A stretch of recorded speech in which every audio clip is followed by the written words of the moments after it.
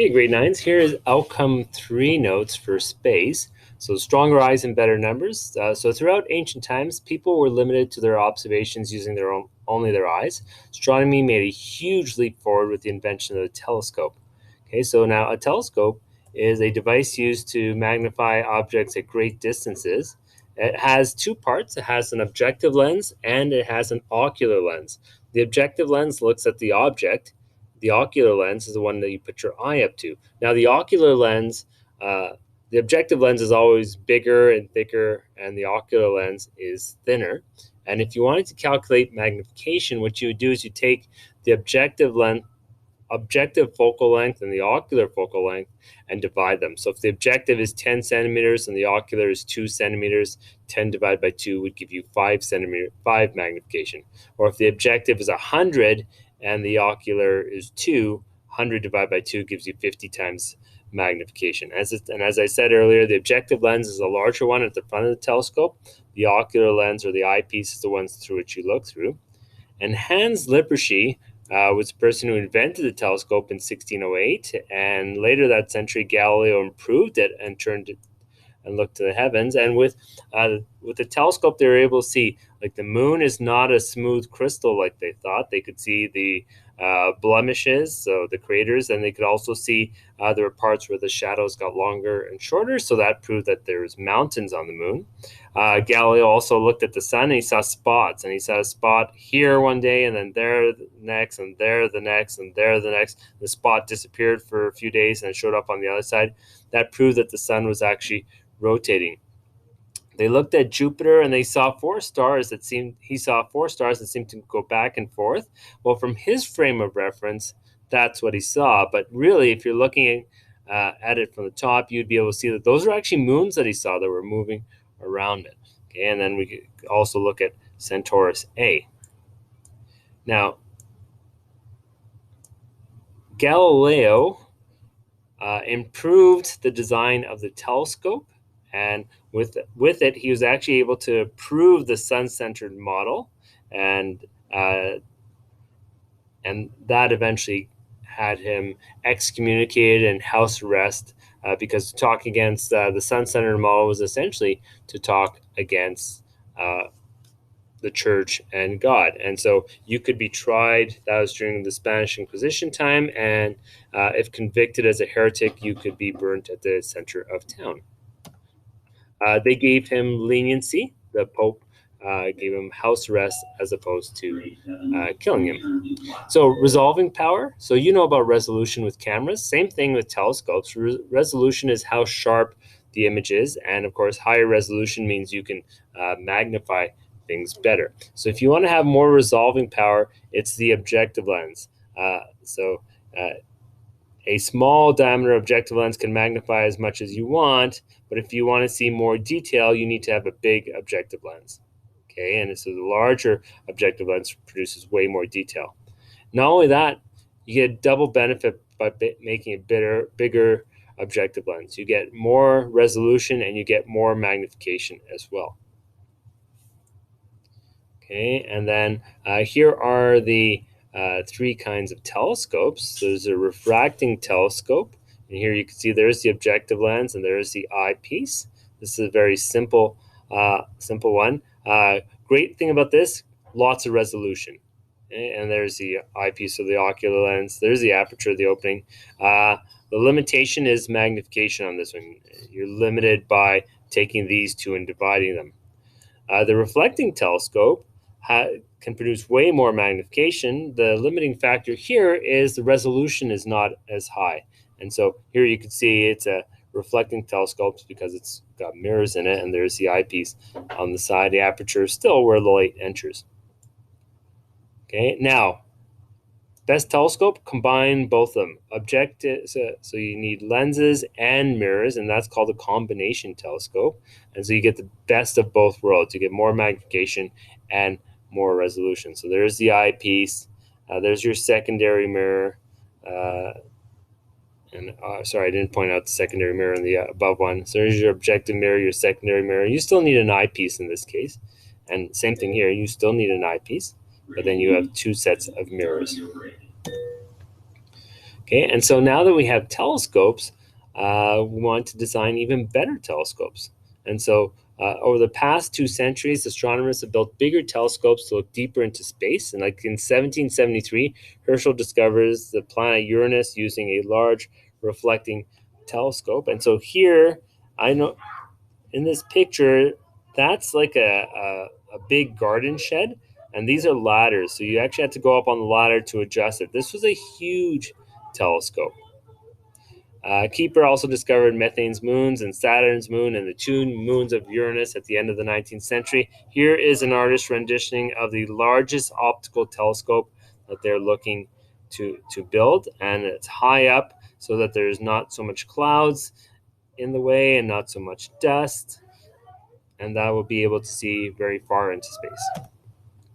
And then there was a way to combine telescopes. It turns out if you look at the same object at the same time with 2 telescopes, you can combine the images to make one much better image. And the virtual objective lens you create is equal to the distance between them. So here's the twin Keck telescopes in Hawaii, and you can see they're here and there's a certain distance between them. They look at the same object at the same time, and they create a telescope equal to the distance between them. Now, at the time, there was no internet and there's no Wi-Fi. So these were actually hardwired connected together. It's about 2 city blocks apart. And there was cables underneath that connected them together. It's called interferometry. Important you know that word, interferometry, and allowed them to connect together. Today, of course, we have Wi-Fi, so you can look at 2 objects at the same time from even larger distance apart.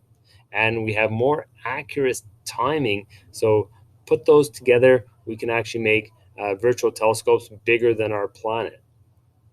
Before we get there, we'll look at adaptive optics. So twinkle, twinkle, little star, how I wonder what you are. No, it's twinkle, twinkle, little star. It's caused by the gases in the atmosphere. Okay, we actually have a technology where we fire a laser out and a computer analyzes how the light bends, and it can actually untwinkle the light that's coming back by adjusting mirrors in the telescope. Okay, and it's called adaptive optics. We already did this part, distance to stars. That's triangulation. And then let's look at what channel is that. So topic 5. So light is one form of EMR, okay, electromagnetic radiation. Other forms include radio waves, infrared waves, X-rays, gamma rays. The chart below shows the entire spectrum. So you can see here, radio waves, long wavelength.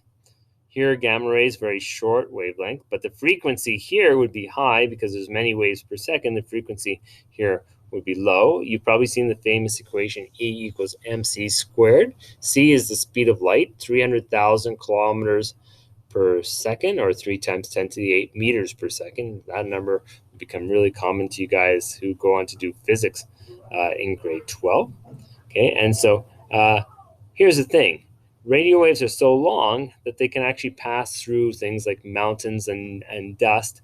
And so, but you can't see radio waves. And so, I mean, here's where is it? There's visible light right in there.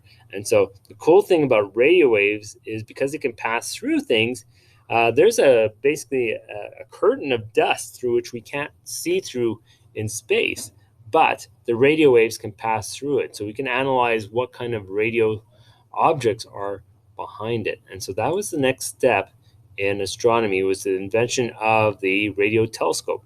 Karl Jansky and Reber both invented the telescope around the radio telescope around the same time. I'll focus on Jansky though. Jansky was working for the telephone company, and what happened was they heard radio waves.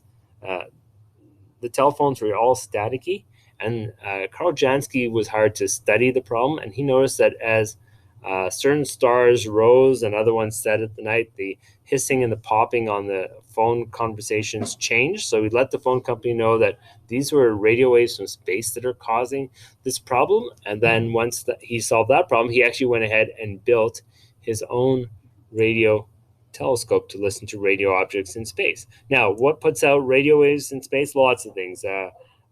Planets and stars put out radio waves usually with the decomposition of some nuclear material, or in the case of stars, the fusion reaction. And with optical telescopes, you can actually see, so you have better resolution. Radio waves that are millions of times longer, there's not much resolution. However, because those waves are so long, they can actually pass through dust, giving us new views of our galaxy that we had never seen before. Okay, and then radio telescopes, once again, they can't see things. Instead, the strength of the signal is graphed in color.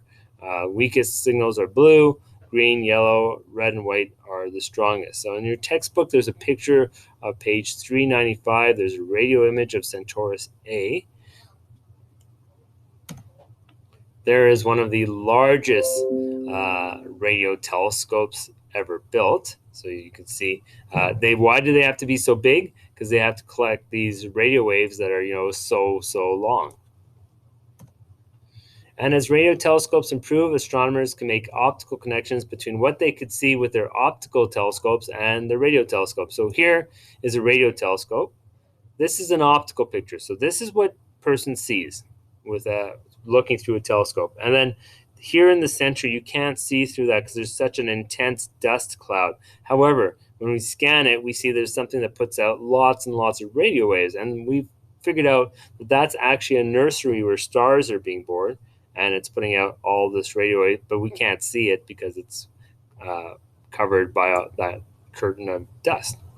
Okay, and astronomers even did better than this. Once they did this, they also did interferometry with it. So they connected them together. So here is Very Long Array, VLA, and these are all radio telescopes, and they're all sitting on train tracks, and they can actually adjust these to help focus on it. And each single one is like this, probably about the size of your house, and they're all put together. That's still called interferometry. There is with the invention of more precise modern clocks and Wi-Fi, we now can connect them together over the internet without wires, and we call that very long baseline interferometry, or VLBI. We now have virtual telescopes bigger than the planet. In fact, the University of Calgary has this set up.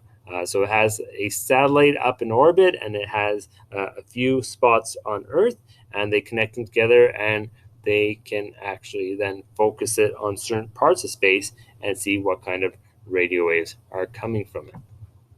And that's a picture of me when I was much, much younger. That's my first year teaching. Why is it in my notes? I'm not sure. And then that is the end of outcome number 3.